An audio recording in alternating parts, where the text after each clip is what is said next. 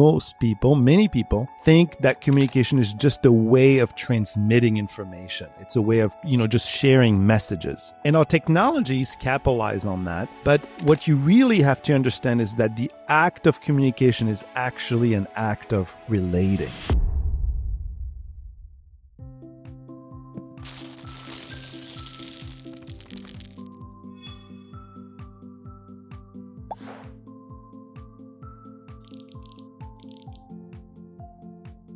Hi, dear friends. Welcome to the Happiness Squad podcast, where we share weekly tips to help you flourish and make work well-being your competitive edge. I'm your host, Ashish, and I'm delighted to host my dear friend, Dr. Julien Mirivel, who is a professor of applied communication at the University of Arkansas, Little Rock, and one of the founding scholars in the field of positive communications. Julien has published 4 books on this topic and delivered hundreds of trainings worldwide. His mission is to help us speak in ways that inspire, uplift, and unite at work and at home. In this first of 2-episode series, Julien shares the personal stories that led him to dedicate his life to this work, and we explore the first 3 foundational behaviors that we can all integrate around greeting, asking, and complimenting if we have to communicate positively.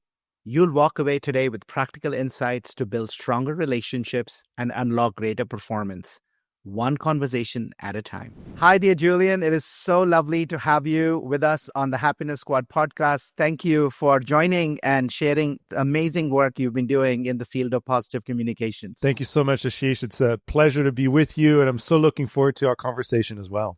So, Julien, I'm curious. I wanted to start with a little bit of the spark behind your mission, right? I mean, it's, academic life. You dedicate yourself to a topic, you research it extensively, and it's quite different than all the self-help gurus out there on LinkedIn, posting 5 times a day, 5 times a week Sure. on things that not necessarily always research backed. So what first drew you to really, dedicate your life to studying this topic of positive communication?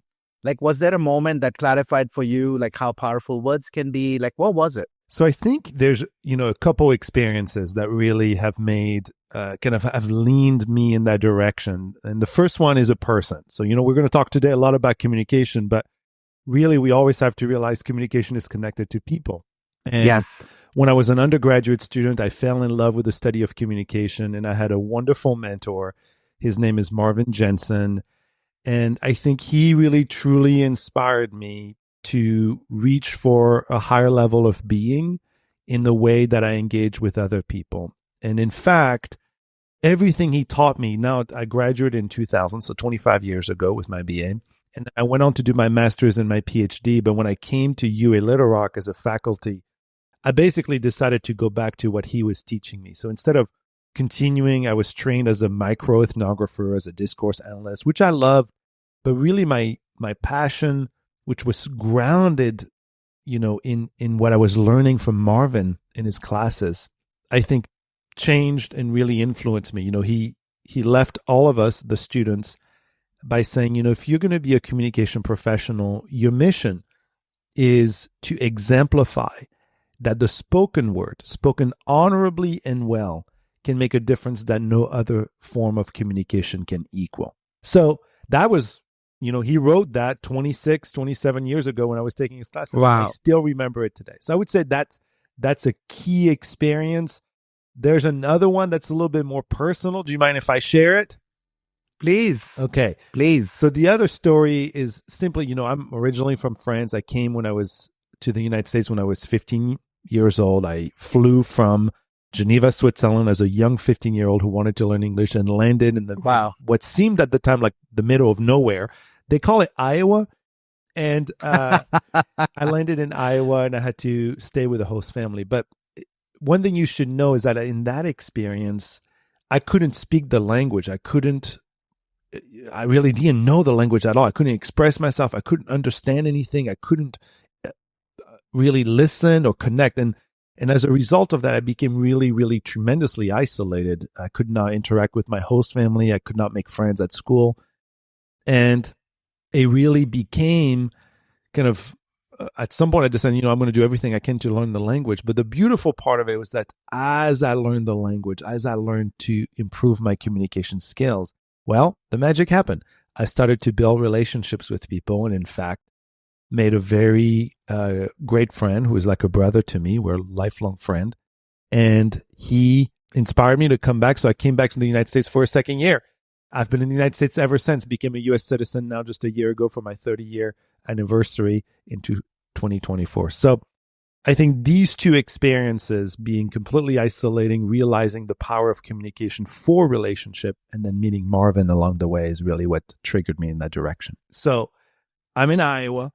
I'm picked up by this host family, and the journey began with me not speaking a word of English. That must have been so hard. It was, in some ways, it was devastating. It was very isolating. What happened is because I couldn't speak, I couldn't understand, I couldn't express myself, you very, very quickly feel completely isolated and alone. But it became a motivating force for me to learn the language. And the beauty, which is what I teach to people today, is that as I developed my communication skills, as I learned to express myself, as I learned to understand what people were saying, well, the magic of communication took place, because communication is always relationship. And as I communicated, then I started to build these really meaningful connections. But it really was building my communication skills that allowed me to transcend my sense of aloneness. And I think that experience, as well as meeting Marvin along the way, really shaped my focus on positive communication. I love both of those stories, Julien. No, I really do. And it's interesting. Most people, and I'm so drawn to your work, and especially this work around positive communications, because many people, think about language as a way we describe the world. Yeah. They might even describe, and it can be describing the external world, right? Here's what I'm seeing. I'm sitting in the garden. There's a tree. There's, some birds outside. Or I describe my inner world. This is what I'm thinking. Right. I was like, oh my God, for my listeners, in a moment of transparency, we were recording and my camera went off. And before that, my headphone wouldn't connect. So I'm like, oh my God, Julien must be thinking I'm like complete novice. Like, what have I gotten myself into? But, so I might describe my thought or what I'm feeling, right? But we always think about it as describing. But I think there is a deeper role that language plays, and that's why your work I love. We generate new worlds, new realities for ourselves and others through the words we use. And they matter. Absolutely. And nobody teaches us how to do that in a more positive way versus not, right? That's correct. Yeah, we don't really get a lot of training, but it's also a fundamental change in your thinking, right? And I do think that in my work, I try to change that thinking, because many people think that communication is just a way of transmitting information. It's a way of, just sharing messages. And our technologies capitalize on that. But what you really have to understand is that the act of communication is actually an act of relating. And so relationships are always in the making. It's just a question of whether they're formal, distant, isolating, or they are, connecting you, or really warm and friendly. So really what we're doing is we're just navigating this world by how we are interacting with one another. Yeah, no, it's beautiful. So I want to talk a little bit and have you define positive communications. Sure. Because there are so many who will say, positive communications, you're just talking about all positivity, right? But that's not what positive communications is. So describe for our listeners, when you say positive communications, what do you really mean by it? That's a great question. So in general, I've got multiple definitions, but I'm referring to behaviors and actions in the act of communication that people take that are productive, meaning they lead the relationship in a good direction, that are healthy. They reflect our potential, our possibility in terms of how we communicate. They reflect a sense of confidence in who we are, but also in the relationship that we have with other people. So there are a lot of behaviors that would qualify for that, but I like to always make clear that positive communication is not just about being friendly. It does include politeness. It does include friendliness. but it's also an optimistic way of engaging with people. It's also a healthy way of engaging with people. And it reflects behaviors that, to me, connect to an ethical way of being. So, sorry to explain. This is going to get a little nerdy for a second. No. I think it's really important, especially in today's world right now, where I don't know. 90% of the time, what I'm getting from the press, what I'm getting externally is not any of that. So no, please get into the details. I think it is important to know what we're talking about. Yes. I mean, so in my originally kind of like earlier work in terms of getting at the behaviors we'll talk about in the model here, I really started with this notion of excellence that dates back to Aristotle. So, what does it mean to be excellent? And Aristotle was very clear that being excellent is actually living in accordance with virtue, that our capacity as human beings, we can fall flat, right? We sometimes make mistakes. We can be obviously violent and problematic and, we can attack each other. But there's also sometimes where we really shine. And so I think for me, positive communication is a word I use to talk about moments of communication, things we do, things we say that exemplifies a higher level of being, this notion of excellence. So just to put it succinctly, positive communication is not just being nice. It includes things like being courageous. It includes things like speaking truth to power. It includes things like confronting and really living towards a sense of social justice. You can be both. You can be, encouraging and also at the same time sometimes need to speak truth to power. And we want positive communication to be conceptualized in that way. Yeah, it's beautiful. In a lot of the work we do with Pearl, we talk about having constructive conflicts. And oftentimes team leaders say, wait, what do you mean? I thought conflicts can be constructive. I'm like, yeah, absolutely. Yeah, exactly. Right? Tell me what innovation came out of not having a conflict where somebody held a very different point of view than what was the accepted way. Yes. Right? Yeah. We're totally on the same line. Yeah, absolutely. And so, no, conflicts can actually be a huge force for good. The question is, how do we have it? Exactly. Right? We can be nice to our employees and never give them the feedback because we are, hurting their feelings, and then have to let them go because they haven't grown to what we need them to be. Exactly. I mean, which one is better, to kind of be truthful, be honest, do it from the right place. So I want to get into behaviors because that part of your model is great. So we will say, great. So positivity is not about just being, Pollyannish and being just always positive and, blah, blah, blah. That's right. It's about doing hard things in human ways. That's correct. So talk to me. You outline 6 foundational behaviors in your model, and you do most of your training around those. Talk to us about what those 6 are. Yeah, so I have in my model of positive communication, I really focus on, to me, 6 behaviors that I would call them kind of the white belt moves of positive communication. They're the place, they're the foundation where I want you, if you want to improve the way you communicate, this is a great place to start. So the first behavior is greeting. And in my model, that's connected to a larger principle, which I say that when you greet, you have the ability to create human connection. The second behavior is really related to the power of asking questions. When you ask meaningful, open-ended questions, you have the ability to put yourself in a position of discovery and to discover other people and what you don't know. The third behavior is complimenting.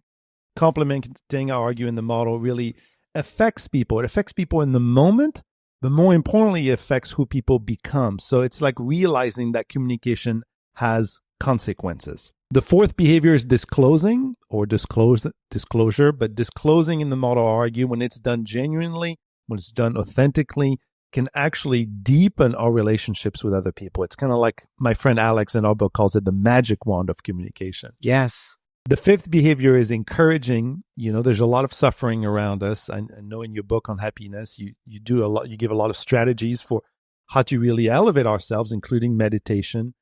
But I think as communicators, we have to be aware of that suffering and we have to be attentive to it. And what can we do? Well, we can encourage each other. So encouraging allows us to give each other the support we need to overcome challenges, difficulties, crises, and hard times.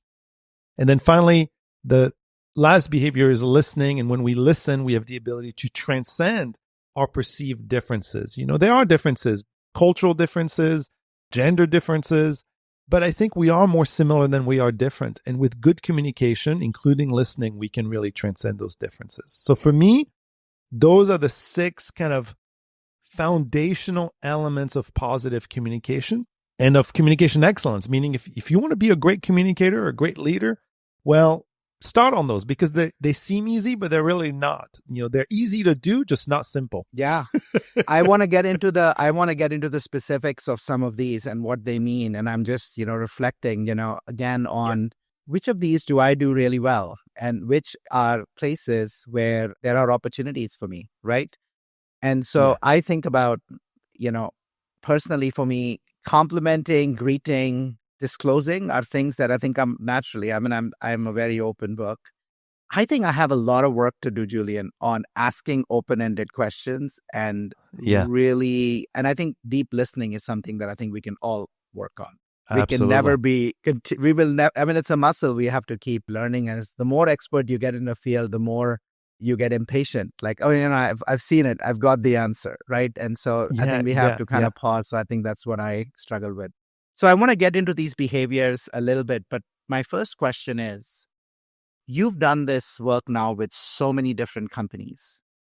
What is the impact that companies can experience or leaders can get in terms of team performance and other aspects when this becomes part of how work gets done? Yeah, I've been thinking a little bit about this, and it's a short story, but I think to me it illustrates kind of the shift that I'm asking leaders to do. Yeah. And this conversation took place in an impromptu way. So I was traveling to Costa Rica to do a training on positive communication for local businesses there. In the evening, I go out by myself to go to dinner. I'm asked to eat at the bar because it was a really famous restaurant, busy. So I sit at the bar. And then there's another person who's also eating by themselves. And I struck up a conversation with them, and turned out that they're a Japanese businessman traveling the world to try to create these deals. Anyway, as we engage in this conversation, he starts to share with me like the paradigm shift in his career that's happened, that's literally unfolding in front of his eyes.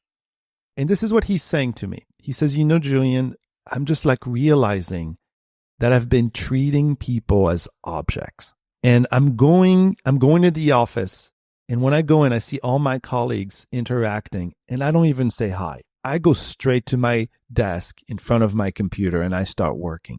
And then I'm realizing, like, when people coming into my office and somebody drops off documents or asks me, I barely acknowledge them. I'm like so focused on the task that I completely ignore that there's another person there. And so here I am in Costa Rica. I've traveled, from the United States to do a talk on positive communication.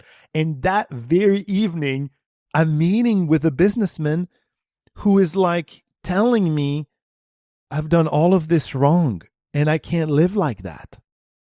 And so to me, the journey he was going on is going on a positive communication journey. He's thinking, I need to connect with people. I need to get to know them.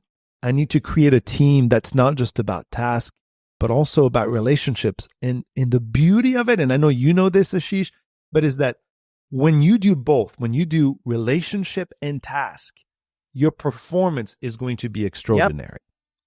And we know that. We just don't want to accept it, Absolutely. Any thoughts on this story? Well, talk about the universe, the invisible hand of the universe who brings the two people together. I'm just curious. Did you ask him what shifted that change in perspective and why he was asking a question and wanting to change his way of being? I really think, I wish I would have probed more deeply. I'm not somebody who's I was always so already feeling lucky that he was sharing all of this with me. For him, I think he just realized one day how lonely he was. Yeah. And how separated and isolated he was from his team. Another thing he told me too is that, when he was giving people feedback, so talking about complimenting, he would just literally tell them, this is everything you're doing wrong. Go fix it. And some of it, he told me, was like some of his upbringing with his father and in Japanese culture, obviously. But he said he just really fundamentally realized, like, I am treating people as objects, and I just can't do it that way anymore. I've got to be a different person. Yeah, no, I love that. And what's amazing, Julian, is I reflect a little bit on myself. I was a young associate partner at McKinsey. Yeah, And, you step up quite meaningfully, right? Very quickly, right? I'd stepped into that role 4 years into the firm. And all of a sudden, instead of one project, you've got multiple projects. Instead of just delivery, you're actually focused on development. So you can imagine you're putting into leadership roles. So there's so much to do, right? I've absolutely. always been a very person first. So I wasn't even from a place of treating people like objects. But, I'll tell you this story. And it was a big shift for me when I realized what I was leaving behind in my wake. I thought, as in that Noel, my biggest help that I could give people was to solve problems and tell them what they could do to get better, to do better, right? And so when you've got so much in your calendar to do, and I think this will be true for many startup founders, leaders who we are being stretched in so many ways, we show up, we have people who've done the work, they present to us. And my job is to tell them, hey, yeah, this is great. Here's the 5 things you need to go do. And then I'm done and I move on. There isn't a lot of time for greeting. How are you? I'm fine. Okay, great. Let's talk about what we need to do. Yeah, it's dismissive almost. Right? Yeah. Almost like this throwaway phrase. I was doing that. Second, it'll be, okay, let's have a conversation. They would present. Halfway through the presentation, I might not fully even listen because hey, I've seen this 7 times over. This is your first time. So let me just tell you what you need to know and give you the answer. Exactly. So not listening, not asking a question if they had a different point of view or what they were seeing was just different. And then move on to the next call and the next call and the next call. And no surprise, for all of those who were very much kind of task-oriented, who valued that I was actually making time to help them, loved me. But most others were like, oh my God, it came across as transactional. It came across as unappreciative. And once I realized that, it's a very simple shift and it's a very small shift, stopping for a moment, checking, asking. Somebody has put in 20 hours of work to present in a 20-minute meeting. Give them the time. That's right. Yeah. To share their thinking. If it counteracts your own point, make it a learning moment to inquire about where they're coming from and help them realize maybe it is different. And it made a big shift for me. It was really, really cool to just see all of that when I saw your model. Oh, thanks. So even if you don't treat people as objects, reflect on how you are as leaders. And if you're especially feeling busy and stretched, as we get into this next section, I want you to think about how you can include these 6 behaviors into the way you're showing up. Because no matter how busy we are, you can't afford to not leverage the power of positive communications. Yeah, I mean, as you know, it just has so many positive impacts, right? It affects employee engagement. It affects whether people are satisfied in the workplace. It affects employee loyalty. It affects performance. The thing that I try to show in all my trainings is that, yes, you can do your job in this way, like by focusing on tasks. The difference is that when you want to reach extraordinary levels, the people actually at these levels, in the extraordinary ways, as I'm sure you've discovered by talking to Jane Dutton and others from the Michigan School, is that they actually perform at a higher level. Yeah. So if we really were truly interested in performance, which I don't think we always are, then we would actually be very concerned about what kind of culture we're creating. Am I connecting with the people around me? Am I a source of encouragement for my team? Am I doing these things? And what you would find is when you do these things, performance goes up. It's just a natural progression. Absolutely. Positive deviance, so to say. Yeah, right? Exactly. Deviance away from the norm. Absolutely. This whole zone of possibility that Jane talks about, that we actually quantified with this OHPI diagnostic. More on that later. But let's get into these 6 behaviors first. Okay. Let's start with greeting and walk us through what is a way in which, through our way we meet others, we can create positive spirals. So, I mean, the first thing I think about with greeting is this little movement. It seems simple, but it's a movement. As a communicator, I have a couple choices. I can withdraw from interaction, or I can move towards people. And as we saw in the case I was just describing with my Japanese friend, right? He was moving away from people. He was withdrawing Yep. from interaction. So as a leader, what I want you to be thinking about with that behavior, just in a very simple way, is, are you creating opportunities for connection? Are you moving towards people, or are you withdrawing from interaction? And are you the initiator? So we don't want to be waiting around for people to come connecting with us, which is often a move leaders make, right? We want to be initiating those connections, because that's when relationships are going to be actually being made and being cultivated. So greeting for me, very simple way, is, making meaningful greetings. Like yesterday, my wife told me a story at her work where a colleague came. They're going through, she works in the health department, so a lot of changes happening. And somebody came to her and said, "Hey, I just want to know, how are you doing really?" And it wasn't what you were describing earlier, like just a greeting in passing. It really was, "How are you doing?" And my wife was reflecting, she's like, "Man, it was so good for one person, a colleague, to come to me and even just ask that simple question." So that's what I think about when I think about greeting in a very simple way. We hope you're enjoying this episode and would love your help in spreading awareness and furthering our mission to help 1 billion people rewire for happiness. Please consider leaving us a review and sharing this podcast with others in your personal and professional life who you feel could benefit from some of these very insights. It's a really simple way to extend and spread positivity. Also check out Rewire, our proprietary offering to move you from knowing to doing, on the Happiness Squad website, www.happiness.squad.com. Rewire uses the science of habit formation and the power of community to help you build happier habits in 5 minutes or less daily. Now, back to the episode. This is uncanny. So yesterday, I was speaking to a group as part of this Conscious Entrepreneur Summit. There were 30 CEOs. Nice. And, we did this exercise, Julien, I think that you will love. It might actually even been inspired by you. Our ideas spread out there, and then they come back to us and you go like, wait, yeah, I did that. But I literally had these folks do this really simple exercise. I said, turn to somebody next to you and ask them, how are you? Yeah, that's great. I love that. And give them 2 minutes. And I said, you have 2 minutes. So we'll keep track till you hear the gong. If they finish, I want you to just ask them again, how are you really? Yeah, that's awesome. I love that, Ashish. And just hold space, right? And then in 2 minutes, we're going to switch. That's right. Oh my God, it was 5 minutes. And as we debriefed, the stories of what becomes possible were amazing, people, one, just being able to tune in. They're like, I hadn't thought about how I am really because I've been running. And the second, they're like, oh my God, that vulnerability, that disclosure, that conversation just created such a, we talk about creating safe spaces and building trust. I mean, those are the things when we see the other person, it just creates that. So no, I'd love that. So just really so your point is, when you greet somebody, create the space. If you use how are you, let's actually use the space where we can tune into what is going on with the person before we go with the rest part of our conversation. That's right. And keep in mind that, I also think of these as skills that can grow and develop, right? So first, this movement from initiating, which becomes important. Like, it's easy to initiate with your good colleague that you love, but it's a little harder to go reach out to the person that you don't like. It's a little harder.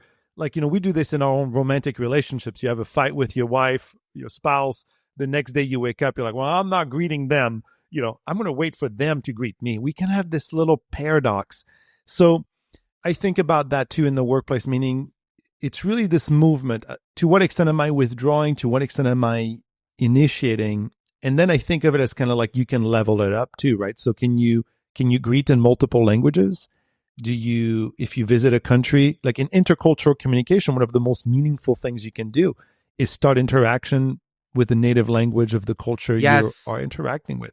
So they seem simple, but none of us can speak 50 languages and say hello in 50 languages. So I think it's a skill that can really deepen with you. Yeah, beautiful. So greeting, the first moment when we meet somebody, let's go into asking. Okay, asking. All right. So that one, the basic scale that I'm trying to get people thinking about with asking is actually a movement that I've noticed, which is a movement from closing the interaction, controlling the interaction with what we call close-ended questions, right? You can say, and we do this all the time, we're like, did you have a nice weekend? Which really actually begs the other person to just answer with yes or no. Like, I'm going to dismiss this moment. But if you open up the question, if you go to a colleague and you say, hey, tell me, what have you been up to this weekend?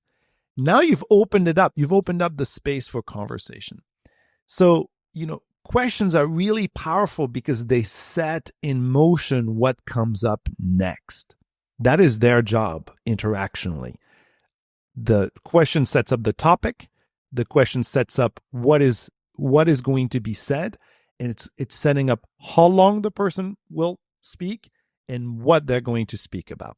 So all of those things are really consequential in human interaction because questions and answers are like the primary mechanism of conversation, which means they're the primary mechanism of relationship. Yeah. Think about that. Open versus closed-ended questions. So how does one build a skill here, Julien? Because I'm with you. Yeah. I think I ask often closed-ended questions. I could do so much better on open-ended questions. So tell me a little bit about what are 3 things I could do to make this a core way of being? So I think the first thing is awareness, honestly. So I would first start as a leader, begin to pay attention to the questions you're asking. Are they closed? Are you saying, are you, will you, did you, and closing down the encounter.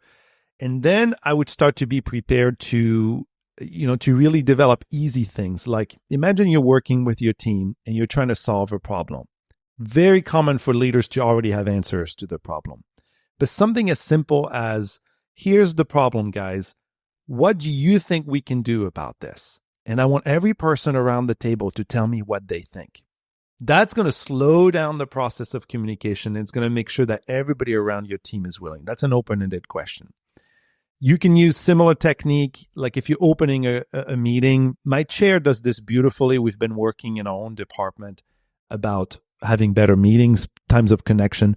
So she starts every meeting now, every single meeting we have, whether it's in person or over Zoom, with a prompt. And the last one that I really loved was, what's a moment that's giving you a lot of joy lately? And I know you would like that question, I Ashish, love it. But, and suddenly, even I, the positive guy, I remember being in the room going, oh, do we have to do this right now? But then my colleagues shared a story and then I connected with it. And as we teach, as we're trying to promote, the impact was immediate. People were connecting with each other. It's also the best move you can make when you're having a really difficult conversation, right? So when I teach difficult communication or difficult interaction at work particularly, most people think about what they have to say. So I want the leader to be like, no, that's not where you're going to start. You're going to start with a question.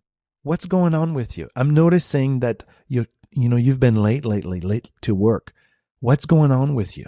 And you start with the question, not necessarily by, disciplining the employee or confronting the problem. You're just opening up a different space. Is this helpful? Am I answering your question? You are. It is super helpful, right? We are so quick to judge and blame. And I think what you're inviting us to do is, rather than focus on the behavior and tell your own story, become the judge, jury, and executioner. Rather than judge the behavior, inquire into the intention or what is going on with the person that might be driving the behavior. Yeah, absolutely. And really get curious, really inquire, right? It requires us to assume positive intent, even if the behavior doesn't support that. But what we might find is there are things that are getting in the way that might allow us to actually address the issue, but not in the way we want, that tear us apart. Yeah. That bring us together. Exactly. I love what you said. So another way of thinking about the behavior, to use your words, is being curious. It's really about putting yourself in a position of discovery.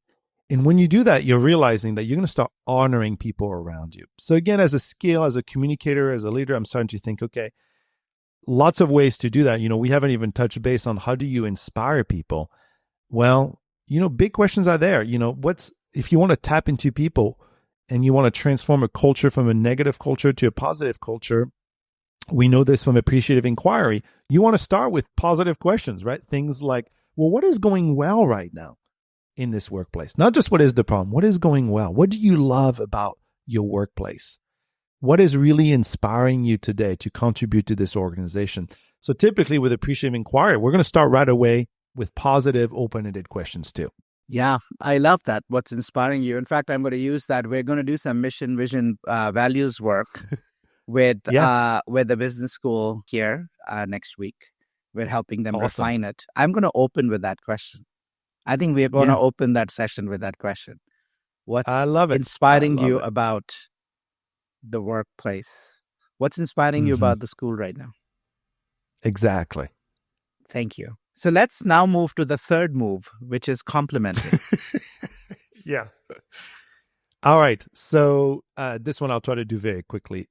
So if you look at the model, the principle is complimenting affects people's sense of self. So really what I want people realizing before we even get to complimenting is you have to realize that as a person, as a leader, you are going to affect the people around you in a very real way, and I'm sure we've all had this. We've all worked with a boss who was really not great, who in some cases was terrible.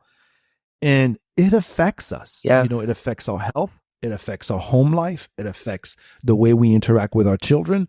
And sometimes it totally discourages us. So communication has that power. So complimenting to me is like the choice you make as a leader to focus on what people are doing well. Doesn't mean you can't give them feedback, but it means that you are seizing the opportunities in your interactions to let people know how you think or feel about them. Because in leadership, it's very important for people to understand in a relationship and leadership in all spheres of life, people do not have access to what is in your head. Yep. They don't have access to our thoughts. We think they do, but they don't. They do not have access to what is in your heart. Yes, we have lots of emotions. What they have access to is what you say and do. And I think that complimenting actually can be a really powerful force for people in positions of power, because that's the key way they can let the people who work for them know, hey, I know that you're a resilient person. I see you as somebody who is really working hard on this project and who's making a world of difference. It's how we communicate to each other that this kind of, I think we can be a mirror. We are a mirror to each other about who we are, and we need to realize that power. Yeah. You remind me of this study that was done at the Workforce Institute, where they asked employees, and 69% of employees believe that their manager affects their mental health more than the doctor or the therapist. And it's true. I totally believe that. Way more of an effect.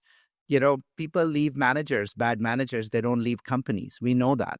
Absolutely. And then when I was at McKinsey, we were doing being valued by your manager or by the organization is one of the biggest drivers for what employees want.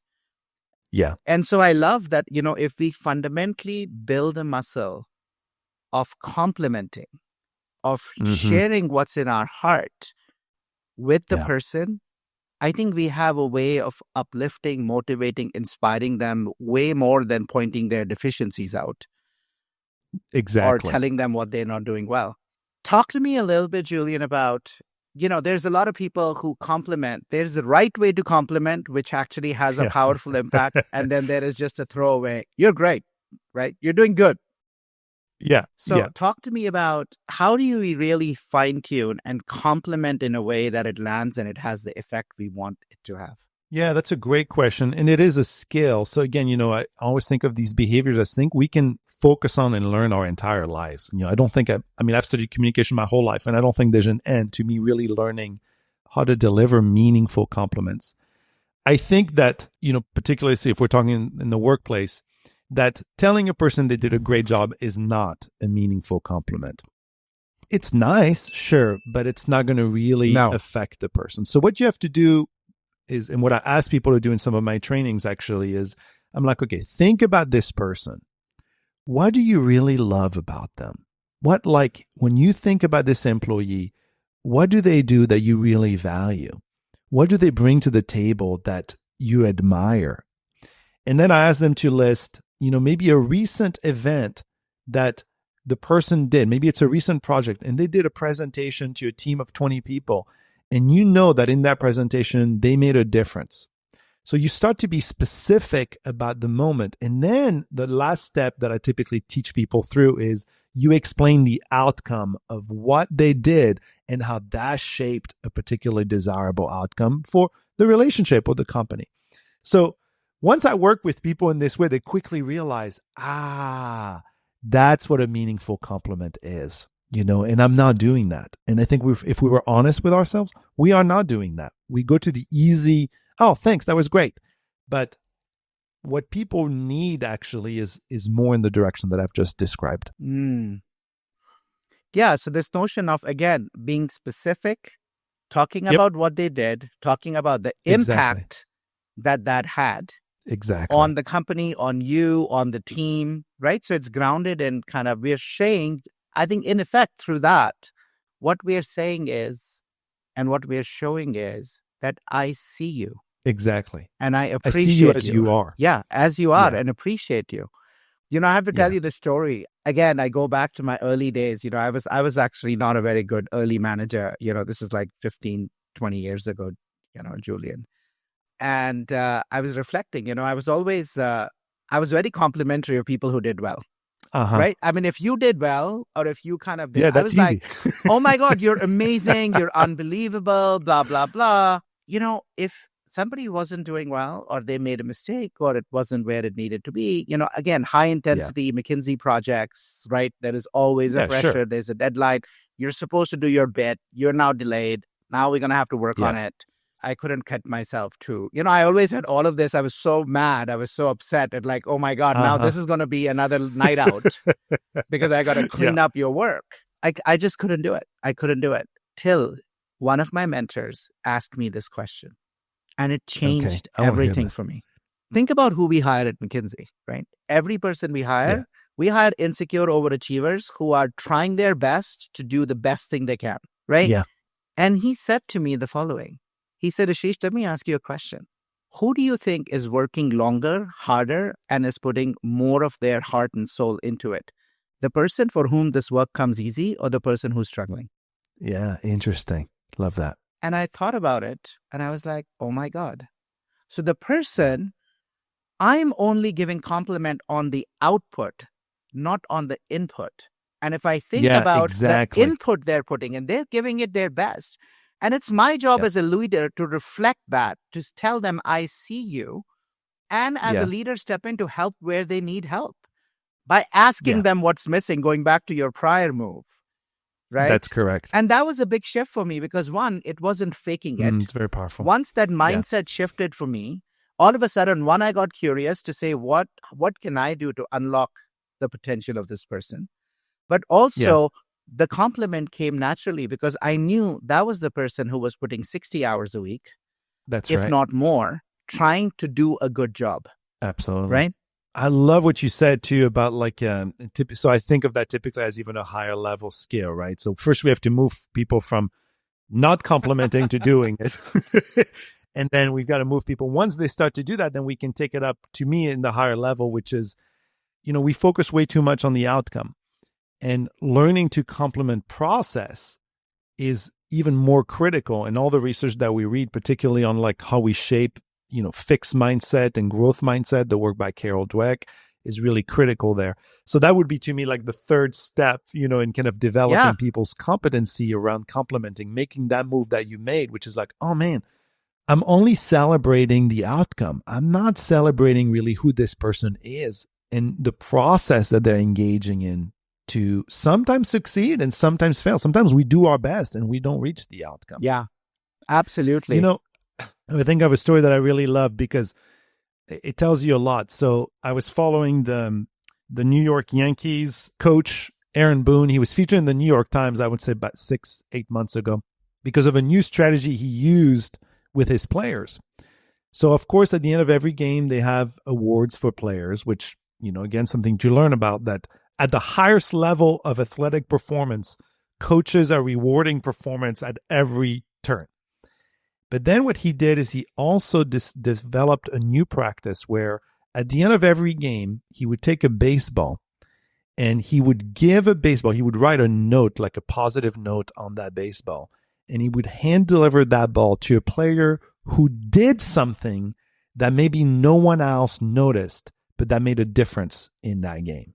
And that's a very process oriented. One, it was like the award. You're the best player because you helped the team in this way. But this one was, nobody else saw this, but I saw that you did this in this game.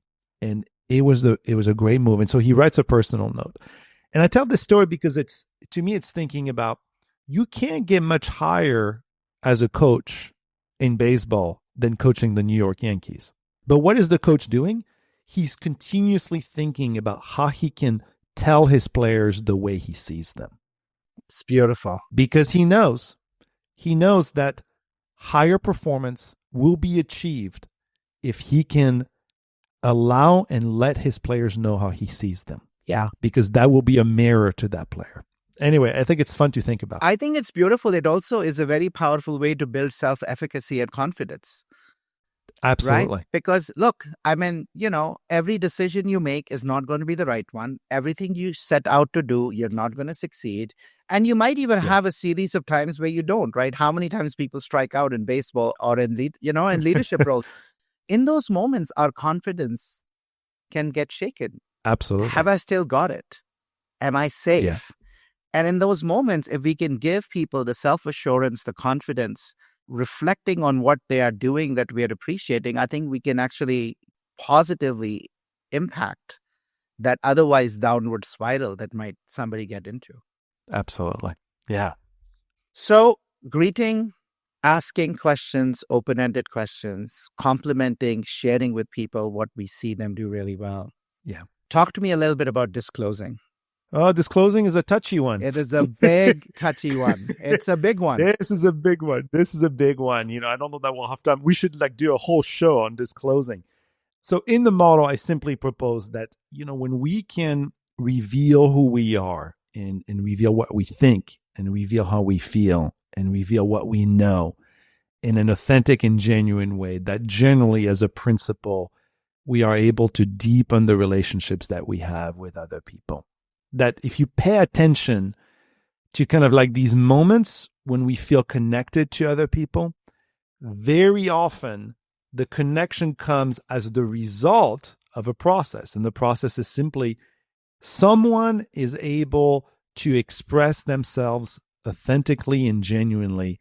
And we're like, oh, it's human, it's true. And now I feel connected to this person. And that's why Alex calls disclosing the magic wand of communication, because when you do that, very often then people reciprocate. There's like, oh, this person shared this with me. Maybe I can do it too. And that allows for that relationship to grow. So, Julien, just keeping an eye on time, I bet you have something you need to get to at the top of the hour.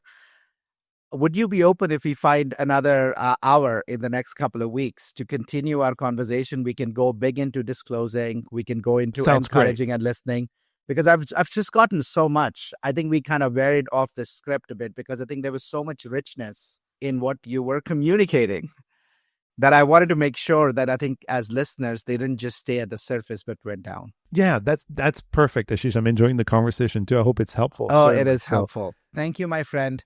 Listen, I'm grateful for your time. I'll reach out to schedule part 2 of this episode. And Sounds for good. Our listeners, between now and then, please try and implement some of the things Julien highlighted and notice what shifts for you, for your team. Thanks. Perfect. Thank you, Julien. Thank you, Ashish. That wraps up another episode of the Happiness Squad podcast. We hope you found the insights actionable to enhance your journey towards happiness and fill your life with more joy, health, love, and meaning. Please consider leaving us a review and share the podcast with anyone in your professional or personal life who you feel will benefit from some of these very insights. It's a really simple way to extend support and spread positivity. Take care, and remember, happiness is a choice that's available to you moment to moment in the here and now. Take care and see you next week.